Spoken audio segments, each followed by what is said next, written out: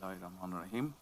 আমি আমি সশ্রদ্ধ চিত্তে তারেক রহমান সশস্ত্র চিত্রে শপথ করিতেছি যে আমি আইন অনুযায়ী আইন অনুযায়ী সরকারের প্রধানমন্ত্রী পদের কর্তব্য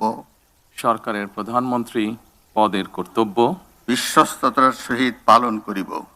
বিশ্বস্তার সহিত পালন করিব। আমি বাংলাদেশের প্রতি অকৃত্রিম বিশ্বাস ও আনুগত্য পোষণ করিব। আমি সংবিধানের রক্ষণ,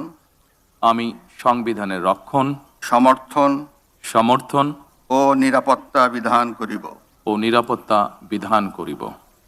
আমি ভীতি বা অনুগ্রহ তাহা প্রধানমন্ত্রী রূপে যথাযথভাবে আমার কর্তব্য পালনের প্রয়োজন ব্যতীত প্রত্যক্ষ বা পরোক্ষভাবে কোনো ব্যক্তিকে জ্ঞাপন করিব না বা কোনো ব্যক্তির নিকট প্রকাশ করিব না। ধন্যবাদ।